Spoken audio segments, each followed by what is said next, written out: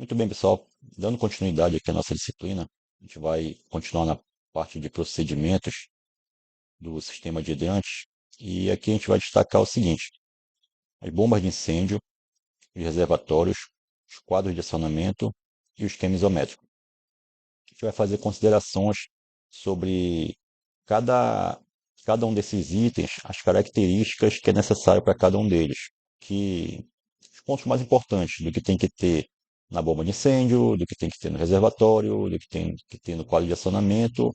E no final a gente vai fazer uma discussão sobre a parte do esquema isométrico, que é um tópico que o pessoal costuma se enrolar um pouquinho, mas vocês vão ver que não tem nada demais nele, é bem tranquilo de entender. Então vamos lá. Procedimentos. Bomba de incêndio. A bomba de incêndio deve ser do tipo centrífuga, acionada por motor elétrico ou combustão. Aqui é mais ou menos um esquema de uma bomba centrífuga. As bombas que a gente utiliza em sistemas de hidrantes, elas são desse tipo aí. O que vem a ser uma bomba centrífuga, explicando-se de uma forma bem básica mesmo. É uma bomba onde a água vai entrar pela frente, lá naquela parte de dentro, aqui, você tem essa peça chamada de rotor ou impulsor. O que ela vai fazer? Ela está girando muito rápido ali. Esses motores eles giram em média de 3.500 rotações por minuto. Então ele está girando muito rápido ali, com muita força. E quando a água entra ali, ela não tem muito caminho para ir ali, ela só tem o caminho de cima aqui. Então esse rotor ele vai estar girando muito rápido aqui. E como a água só tem um caminho para sair, ela vai sair com muita força aqui por cima. Então ela entra aqui, pega um impulso aqui, é impelida por esse rotor e é jogada aqui para cima. É um movimento parecido como se você pegasse uma toalha molhada e ficasse girando ela assim.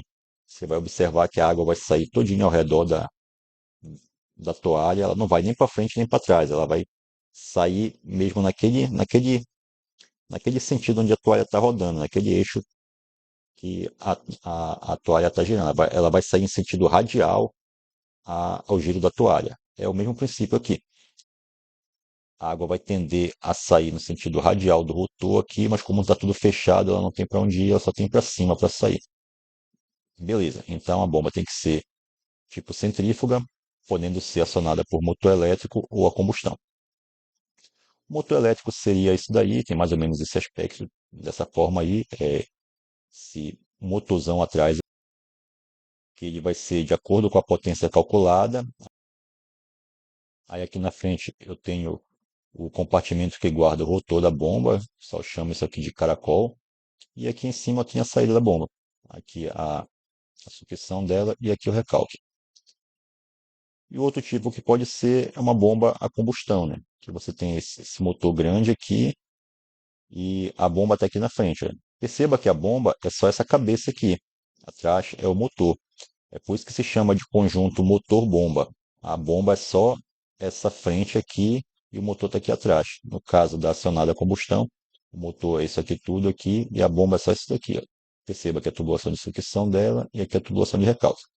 Essa bomba, a combustão aqui, em particular, perceba que ela não tem reservatório aqui do lado dela. Ao redor dela aqui já é o rio. Ela está captando água diretamente do rio.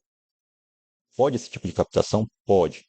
A única coisa que você tem que ter cuidado, que a norma ressalta, é que sempre o rio tem que estar no nível de forma que ela consiga captar água. Se for um local onde a maré enche e seca, ele não pode secar ao ponto que a bomba não consiga mais captar água e aí vai dar entrada de ar, o sistema não vai funcionar.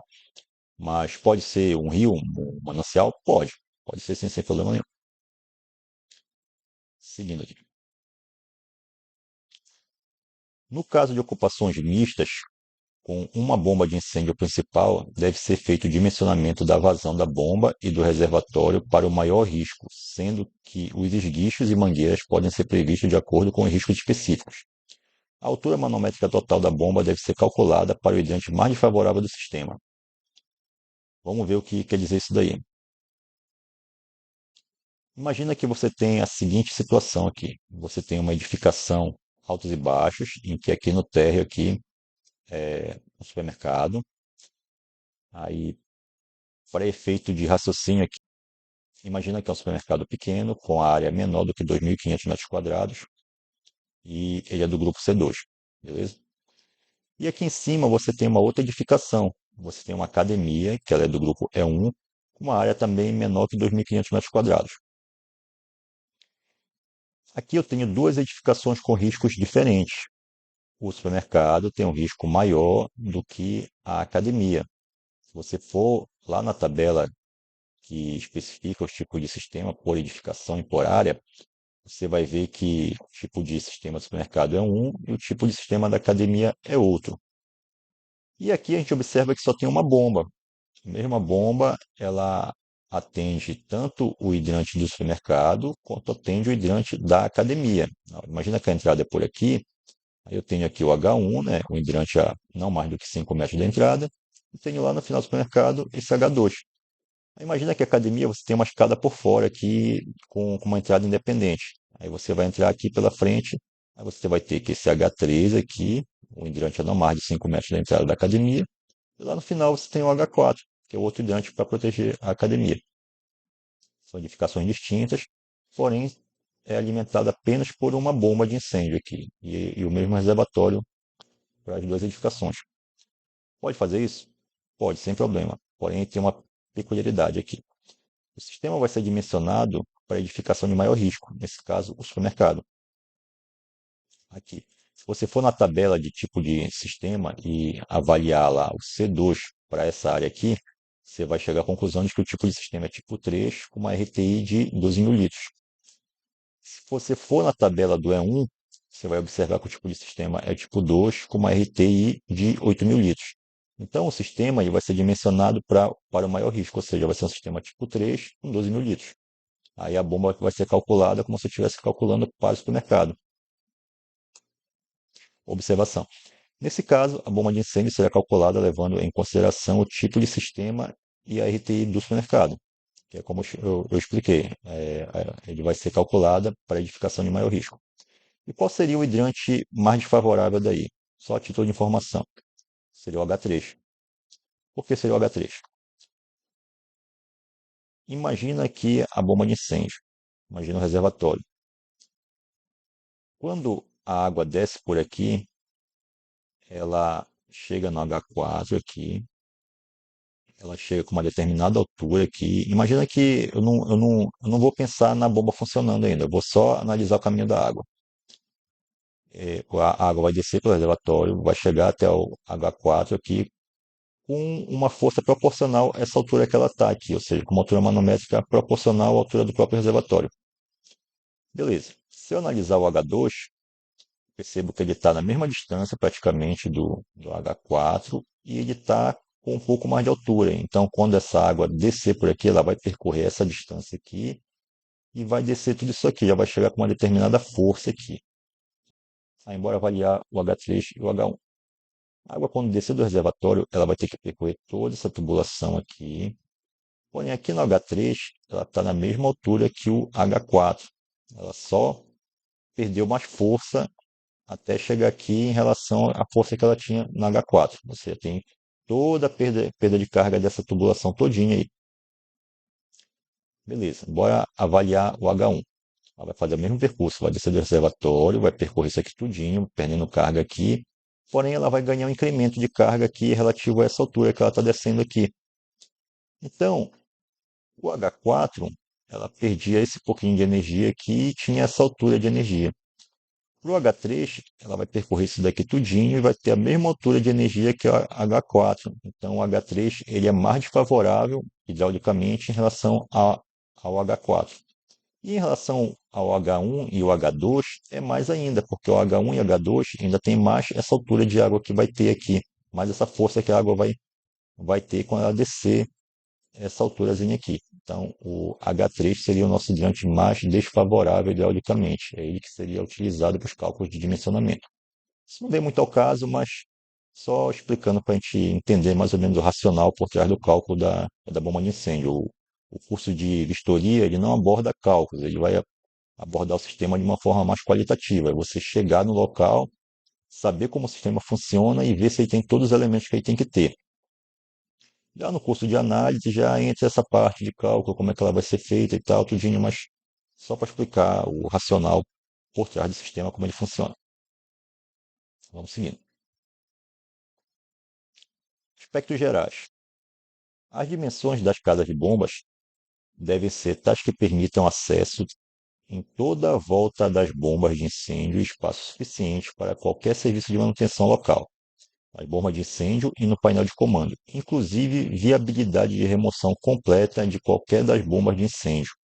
Ou seja, o local onde as bombas estão armazenadas, a casa de bomba, ela tem que permitir que você consiga andar no entorno da bomba toda ou que a pessoa que vai dar manutenção consiga fazer a devida manutenção, tanto na bomba quanto no quadro. E também permita efetuar a retirada da bomba de lá, caso a bomba dê algum problema a nível de motor, que precise rebobinar, alguma coisa assim. Eu tenho que ter espaço para desmontar a bomba de lá para poder levar para uma manutenção adequada. Então, ela tem que ter dimensões que me permitam fazer isso. Aqui é uma casa de bomba, aqui onde a gente observa que ela tem dimensões para se fazer isso. E aqui é uma outra casa de bomba, já um pouquinho menor, porém que ainda permite que se faça isso. Deixa eu só sair daqui para a gente olhar melhor. Olha, primeiro caso aqui, bomba de incêndio aqui. Aqui atrás tem uma bomba jockey e observa que tem bastante espaço aqui. Eu consigo tirar qualquer uma das bombas aqui, consigo mexer no quadro aqui tranquilo. Esse outro caso aqui, ó, bomba principal, bomba jockey, e o quadro estava para cá, para esse lado daqui. Mas também observa que tem bastante espaço aí, dá para se movimentar tranquilamente.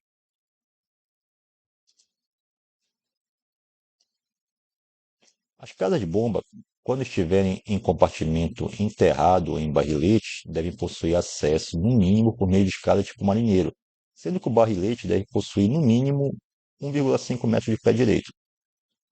Para que isso? Às vezes você vai fazer vistoria por aí, em reservatório enterrado, em que a casa de bomba é muito pequenininha, você mal consegue entrar lá. Então, esse item diz que tem que ter pelo menos 1,5 metro de pé direito. E outra situação que acontece quando você vai fazer vistoria em reservatório elevado é que a escada não oferece segurança para você subir. A escada é uma escada que ela não tem nenhum anteparo, caso você tenha algum tipo de mal súbito. Você ou a mesma pessoa que vai fazer algum tipo de serviço lá no reservatório, vai limpar o reservatório, se tiver algum tipo de mal súbito lá, vai cair da escada e vai se acidentar. Então a escada ela tem que ter características que proteja o usuário. Quando você vai subir lá, tem que ter um anteparo atrás, de acordo com a norma de cada marinheiro. Então ela tem que ter essa característica aí. Assim como lá em cima, lá no reservatório, tem que ter um guarda-corpo também para evitar qualquer tipo de acidente que você cai. Aqui é uma casa de bomba subterrânea aqui, em que você pode observar a escada aqui. Nesse caso não precisa ser escada marinheiro porque ela é subterrânea, aqui a parte de cima estava logo aqui. Aí você já desce e tem acesso à casa de bombas aqui. Dessa forma aqui. Vamos seguir. As bombas de incêndio devem ser utilizadas somente para este fim. O que isso quer dizer? Eu não posso pegar a bomba de incêndio e ir para lavar calçada. De repente, um proprietário de uma edificação monta um sistema de hidrantes e fala: Poxa, eu vou montar um lava-jato aqui para aproveitar esse sistema. Não pode. A bomba de incêndio ela tem que ser utilizada somente para o fim que foi calculada, só para combate a incêndio. Eventualmente, que com um teste, é aconselhável que se faça teste pelo menos a cada 2 semanas para fazer com que a bomba gire e tudo mais. Eventualmente, sim, o camarada vai ter que testar, vai ter que jogar aquela água em algum local, nada impede que ele dê uma lavada na calçada dele lá e tal, mas não é para ser hábito isso é para ser, na verdade, a exceção e não a regra. As bombas de incêndio devem ser protegidas contra danos mecânicos, intempéries, agentes químicos, fogo e umidade. Ou seja, o local onde está guardada a bomba, o compartimento que está guardada a bomba, ele deve oferecer um determinado grau de proteção para a bomba. É que ela não venha danificar e quando você for precisar do sistema de hidrante, ela não está funcionando. Então ela tem que ter essa proteção contra danos mecânicos, intempéries, agente químico, fogo e umidade. Aí a gente vai ver algumas situações. Aqui é aquela situação de expectativa e realidade. Nem sempre a casa de bomba ela cumpre todas as características aí. Mas às vezes, não cumprindo uma ou outra, ela acaba passando do mesmo jeito. Bora ver algumas situações. Aqui é uma casa de bomba muito boa, né? Você observa aí que ela está dentro de um local de alvenaria e aparentemente tem a proteção necessária aí que a norma prevê. Aqui é outro local também muito semelhante, uma casa de bomba também bem apresentável. Aí, bora ver aqui, essa aqui é a expectativa, bora ver a realidade agora. Aqui essa casa de bomba, ela está bem apresentável? Sim, está bem apresentável. Porém, tem uma ressalva a ela. Perceba que aqui do lado é aberto. Veja que é aberto aqui do lado e é aberto aqui do lado. Nossa região chove muito. Uma situação de chuva com vento, nada impede que a água caia para cá, caia em cima desse motor aqui ou caia em cima desse motor aqui. Esse motor maior, ele até tem uma certa proteção contra respingo, mas esse pequeno aqui não tem. Perceba que ele é todo aberto aqui, então dependendo do nível de chuva que esteja caindo aqui, pode ser que dê problema nessa bomba aqui. A mesma coisa o quadro aqui. O quadro elétrico ele é sensível. Então, quando a espingo de chuva pegar nele aqui, pode ser que danifique ele também. Vai danificar com certeza? Não, mas pode ser que danifique. Aí está até bem apresentável. Você observa aqui a bomba, aqui em cima o registro de gaveta, aqui a válvula de retenção. Quando a água vai, ela só vai nesse sentido, ela não consegue voltar mais. Aqui é a mesma coisa. Registro de gaveta, válvula de retenção. Quando a bomba funciona, ela joga água para cima também.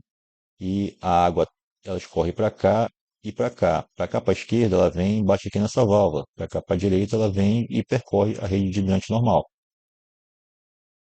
Ela vem daqui de baixo, ó, aqui é a sucção das bombas. A bomba vai succionar água por aqui, ela vem tanto para cá quanto para cá. Se você precisar fazer uma manutenção na bomba principal, você fecha esse registro, fecha esse e tira a bomba. Na jockey, você fecha esse registro, fecha esse e tira a bomba também. Tá tudo certinho? Tudo certinho, tudo bacana. A única ressalva que teria seria com relação a essa questão de chuva aí nesse reservatório. E tem esse outro aqui que ele é muito interessante. Deixa eu sair daqui. Perceba que aqui está dentro de uma academia e como eles não tinham muito espaço para fazer uma casa de bomba, o que que ele fez? Ele fez uma casa de bomba que faz parte até da estética do ambiente, olha. Fechou aqui tudo de blindex aqui, ficou bem bonito, bem bacana. Aqui a sucção da bomba, a água vem aqui de baixo, entra na bomba principal, vai para lá, entra na jockey, que os registros aqui pintados de amarelo. Quando a principal está funcionando, a água é jogada para cima, que passa por esse registro, passa por essa válvula de retenção e segue para a rede hidrante aqui. Aqui os dois pressostatos aqui, um da bomba principal, um da jockey e o manômetro que mede a pressão da rede.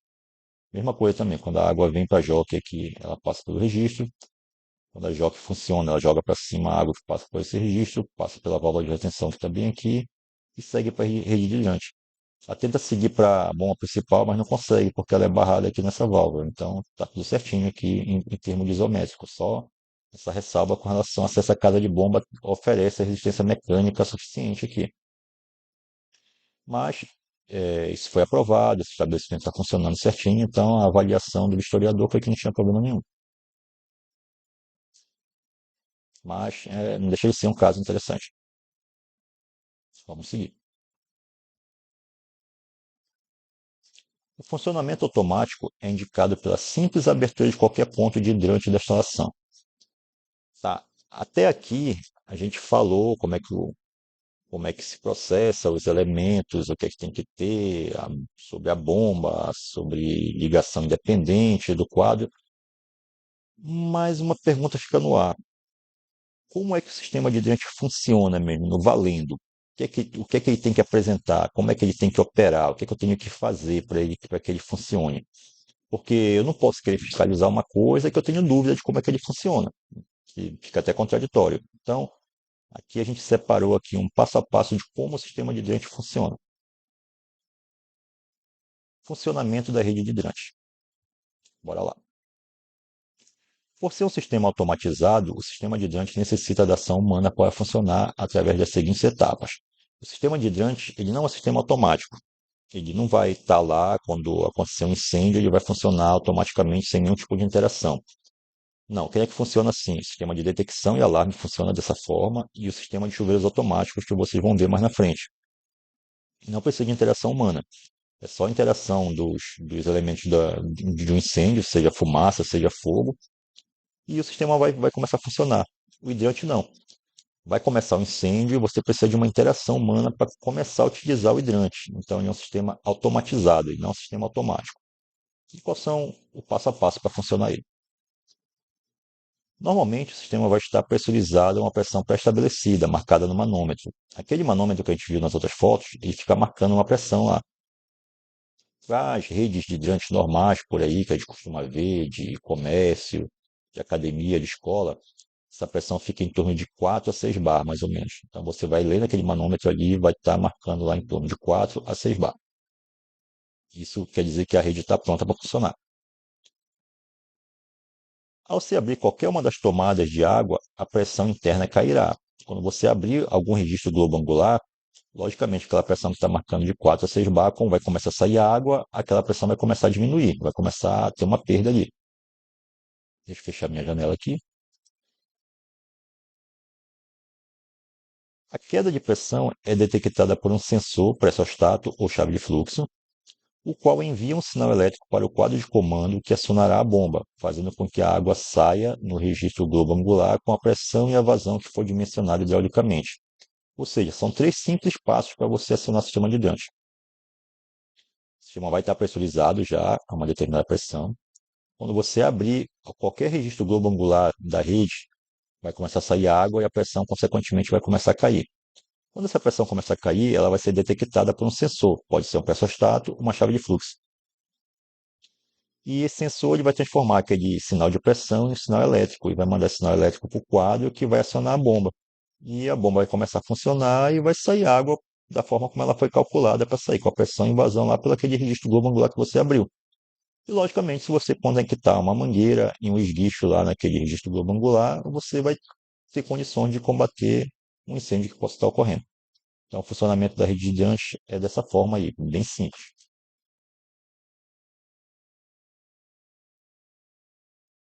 Reservatórios. Aspectos gerais.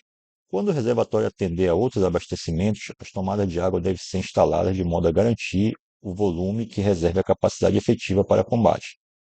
É aquela situação que a gente conversou lá nas definições. Quando o reservatório é conjugado e é utilizado tanto para combate a incêndio quanto para consumo de água, ele tem que ter mecanismos que me garantam o volume que eu preciso na minha reserva de incêndio. Quando o reservatório for compartilhado entre reserva de incêndio e consumo de água potável, na edificação, este deve ser construído de maneira que possibilite sua limpeza sem interrupção total do suprimento de água, ou seja, mantendo pelo menos 50% da reserva de incêndio, reservatório com duas células interligadas. Vamos ver aqui. Aqui é aquela imagem que a gente já viu, onde você tem aqui um reservatório elevado, aqui onde você tem a caixa d'água, você tem uma célula e você tem outra célula. Aqui você tem as tomadas de água da rede de hidrante e aqui você desce para a bomba. Aqui eu tenho que ter mecanismo de forma que eu consiga esvaziar uma célula e manter a outra funcionando, ou seja, manter pelo menos 50% da capacidade da rede de hidrante para efetuar um possível combate a incêndio. Como é que isso fica garantido? Eu posso fechar esse registro aqui para parar essa célula e fazer manutenção nela, e essa célula vai continuar funcionando com 50% da capacidade. Aqui uma vista em planta desse mesmo reservatório. Aqui é uma célula dela e aqui outra célula, mesma coisa. E aqui a descida, aqui esses pontos aqui são essas descidas aqui. E aqui vai, a tubulação segue para a bomba aqui também aqui, que seria essa descida bem aqui. Aí, mesma coisa, eu paro uma célula, fecho o registro debaixo dela, faço a manutenção que eu preciso e continua funcionando a rede de hidrante com 50% da capacidade através da outra célula. E além do mais, eu tenho que ter mecanismos que me permitam que a água do consumo não consuma a reserva técnica. Qual é esse mecanismo? Essa tomada de água lateral, onde o consumo vai conseguir chegar só até aqui e para baixo vai ser tudo reserva de incêndio, ou o sistema de pilarete, né, que é aquele pilarzinho com a tubulação passando por dentro que fica acima da reserva de incêndio. Mais na frente a gente vai ver isso daí direitinho. O reservatório deve ser construído em material que garanta resistência ao fogo e resistência mecânica, ou protegida por materiais que garantam as mesmas resistências. Aqui eu tenho um exemplo com reservatório de fibra em um desenho e aqui eu tenho em uma foto. Pode reservatório de fibra? Pode. Porém, o entorno dele tem que estar protegido, que em caso de algum incêndio muito severo, não venha derreter o reservatório e eu perder a minha reserva técnica. Então aqui você observa que duas caixas d'água de fibra conectadas aqui na sucção da bomba, normal, é que segue para a rede de hidrante, e no entorno dela aqui você tem uma proteção. Claro que essa proteção vai ser coberta depois, mas aqui é só um esquemático. Aqui é a mesma coisa. Você tem dois reservatórios de fibra, você tem a tomada de água aqui, desce para as bombas aqui e sobe depois aqui o recalque. Aqui esse tubo mais fino é da Jockey, esse tubo mais grosso é da principal. E perceba que ele está cercado aqui, ele está protegido por uma estrutura metálica aqui, e em cima provavelmente ele é coberto também. Tá? Então tem que. Pode reservatório de fibra? Pode, porém tem que estar protegido. Onde é que se encontra muito reservatório de fibra? Em edificação que já existe e não tem condições de fazer um reservatório de alvenaria, seja ele caixa d'água ou cisterna. Caixa d'água é muito mais difícil de fazer ainda, porque se você não previu que a edificação conseguisse sustentar aquela carga de água, brincando aí, você vai precisar, no mínimo, a reserva técnica que começa com 8 mil litros.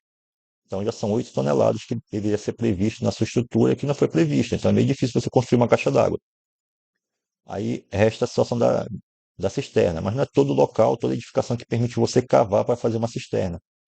Aí sobra para o proprietário colocar essa alternativa de colocar caixa d'água de fibra protegida. Né? Ele pega um compartimento lá que caiba as caixas d'água, coloca lá e constrói uma estrutura ao redor para protegê-las do fogo. Para os casos em que o reservatório seja destinado exclusivamente à reserva técnica de incêndio, este pode ser construído apenas em uma célula, desde que respeitado o item B1 trecho. Ou seja, até agora a gente viu reservatórios com duas células. Por quê? Porque eles eram compartilhados com o consumo. Só que se o reservatório for somente destinado à reserva de incêndio, ele pode ter apenas uma célula, desde que ele garanta aquela situação do item anterior que a gente viu, de estar protegido, ter resistência mecânica, contra intempéries, tudo que a gente viu anteriormente. Seria mais ou menos esse esquema aqui. Olha. Perceba que você tem um reservatório com apenas uma célula, tem uma válvula de pé com crivo lá embaixo para manter a coluna d'água quando a bomba começar a succionar a água aqui. Quando eu desligar ela para a água não voltar, então ela fica barrada aqui na válvula de pé com crivo. E perceba que é só uma célula. Isso aqui é uma cisterna que foi cavada, tem uma capacidade de 12 mil litros. E ele diz aqui que é a utilização exclusiva para a reserva de incêndio. Então não precisa ter mais de uma célula, porque teoricamente eu não vou precisar estar limpando isso daí. Como eu disse anteriormente, a água do incêndio não importa para mim se é uma água que não é potável, se ela está meio suja. Eu vou utilizar ela para apagar incêndio.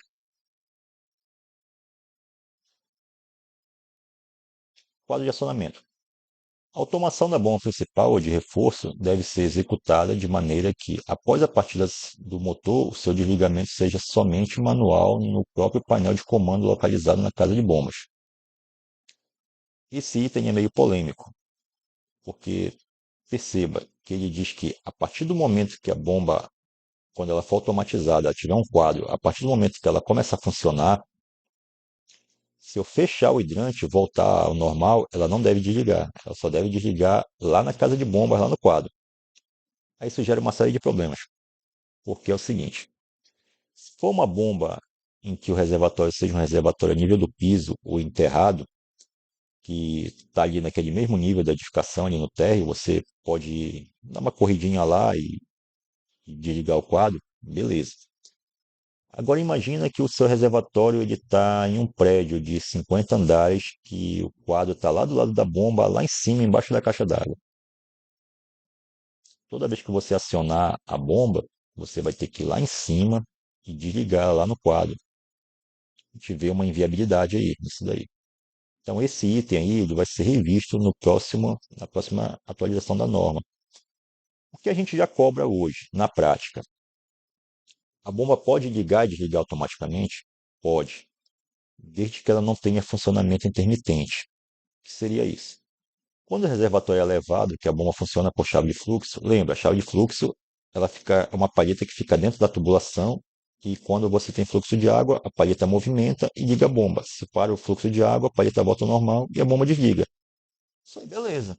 A bomba vai ligar e desligar normalmente.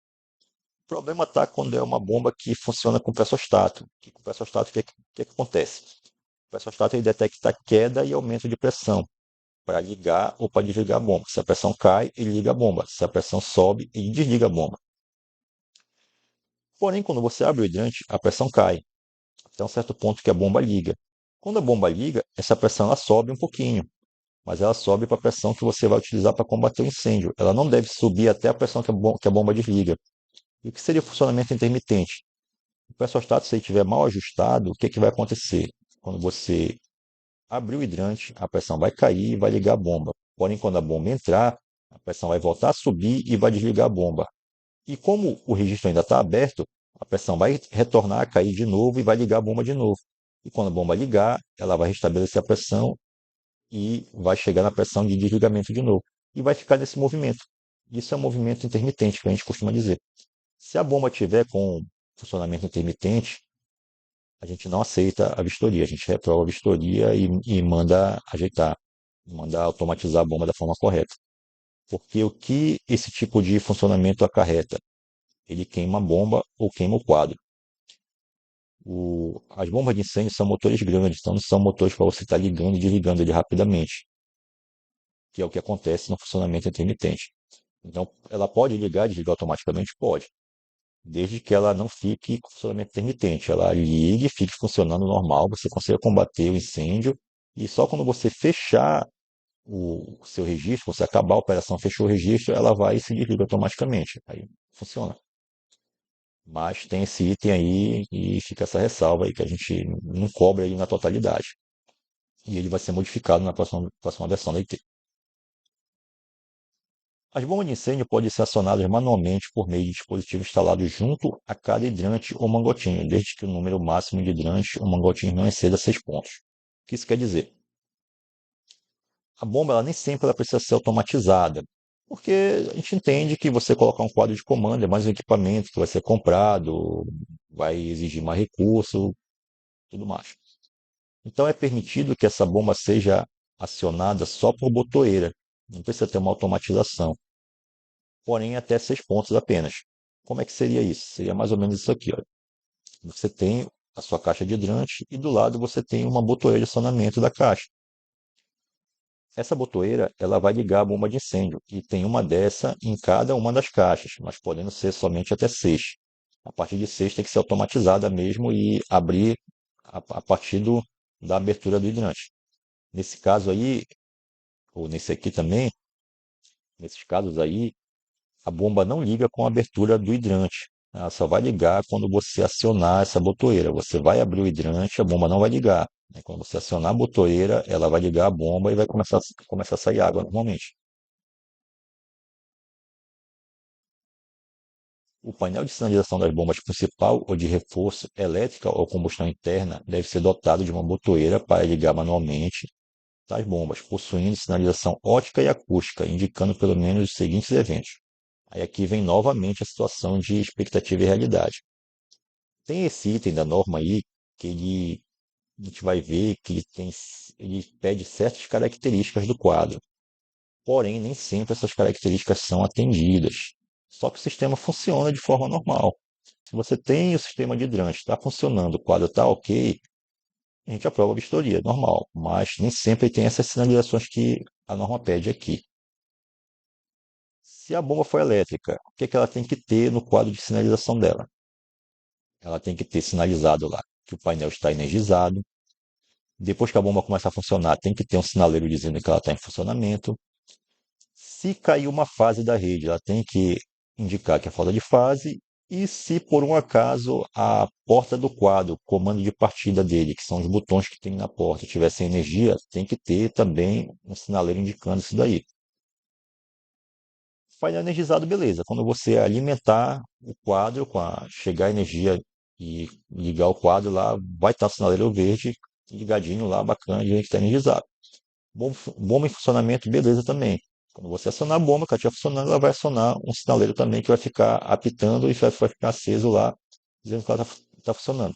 Falta de fase seria o seguinte: os motores das bombas de incêndio são motores trifásicos. Então, um motor trifásico, ele funciona com as três fases, porém, se você tirar uma fase dele, ele não funciona corretamente. Ele tenta funcionar, porém ele não gira corretamente. Fica semelhante ao motor de um ventilador quando você está segurando ele. Isso implica em que acarreta na queima do motor. E não demora para isso acontecer. Caiu uma fase, o motor vai queimar em questão de segundos lá. Então, para proteger o motor, o quadro tem que ter uma indicação de falta de fase. E falta de energia no comando de partida seria a porta do quadro estar sem energia. Tem que avisar também, porque eu não vou conseguir fazer nenhum tipo de acionamento manual na porta. Mas, de novo, essa é a expectativa. Daqui a pouco eu vou mostrar a realidade dos quadros que a gente encontra por aí. E se a bomba for a combustão? Se a bomba for de combustão interna, tem que estar também o painel energizado, a bomba em funcionamento, baixa carga da bateria e chave na posição manual ou painel desligado. Seria isso aí. Painel energizado, da mesma forma como eu expliquei agora há pouco. Bomba em funcionamento também. Funcionou, tem que ter uma bateria ligada. Baixa carga da bateria. Quando a bomba é a combustão, existem bombas que têm partilha elétrica. Ela tem uma bateriazinha lá e, por falta de uso, essa bateria, com o passar do tempo, ela tende a se descarregar. Quando a bateria estiver descarregada, o painel de sinalização ele tem que avisar para que você providencie a recarga da bateria. E chave na posição manual ou desligado é que se você colocar no manual, ela não vai funcionar automaticamente. Então a tendência é que você tenha que ir lá no quadro e apertar a botoeira para ligar ela. Tem que ter também sinalização para isso. Beleza, tudo bem, tudo bacana, mas até aqui foi a expectativa. Bora ver a realidade dos quadros que a gente encontra instalados por aí nas nossas edificações. Aqui é um quadro bom. Perceba que ele tem aqui rede, seria aquele painel energizado lá que o item anterior se refere. Bomba principal aqui seria esse sinaleiro aqui, ele tem que ser visual e sonoro para a bomba principal. Bomba jockey, ele pode ser apenas visual. Aí aqui, essa chave, se eu jogar para cá para a esquerda, ela aciona o manual. Aqui no meio ela está em zero, ela está desligada. E para a direita ela está em automático. Ela tem que ficar sempre na posição automática, porque lembra, o sistema de hidrante é um sistema automatizado. Quando eu abrir qualquer registro de globo angular, ela tem que cair a pressão e tem que ligar a bomba automaticamente. Mesmo raciocínio para jockey. Se estiver para cá para a esquerda, está no manual. Se estiver no meio, está desligado. Se estiver para a direita, ela está no automático. E essas botões embaixo, para que serve? De liga e desliga. Se estiver no manual, eu venho aqui apertar o botão verde, ela vai ligar. Se eu apertar o botão vermelho, ela vai desligar. Para jockey, a mesma coisa. Se eu jogar para o manual e apertar o botão verde, eu vou ligar a bomba jockey. Se eu apertar o botão vermelho, eu desligo a bomba jockey. Bora ver outro aqui. Aqui seria um outro quadro, olha. Esse aqui não dá para enxergar direito, mas é a mesma coisa. Funcionamento da bomba, aqui deve ser quadro energizado, aqui deve ser funcionamento da jockey, aqui as posições de manual e automático, e aqui o acionamento manual da bomba, né? E aqui não dá para ler, mas eu acredito que isso aqui seja falta de fase. E vamos seguir, veja outro aqui. Olha esse quadro aqui. A gente costuma encontrar quadros dessa natureza aqui, ó. Te reprova a vistoria por conta disso? Não, porque a rede de hidrante está funcionando. Só seria uma questão de nomenclatura no quadro, mas o principal tá acontecendo. O principal que é a rede funcionar, da água e tal, tudinho certinho, está funcionando. Beleza, a gente acaba provando. Aqui seria o mesmo quadro aqui que está aqui, porém sem sinalização nenhuma. Acho que o historiador reclamou que tinha que identificar e o proprietário foi lá e fez isso aqui. Pronto, está identificado. A gente vai parar essa primeira parte da instrução por aqui. Depois a gente volta para tratar de esquema isométrico, porque requer um pouquinho mais de explicação, então senão a videoaula vai ficar muito comprida. Volto daqui a pouco. Até mais.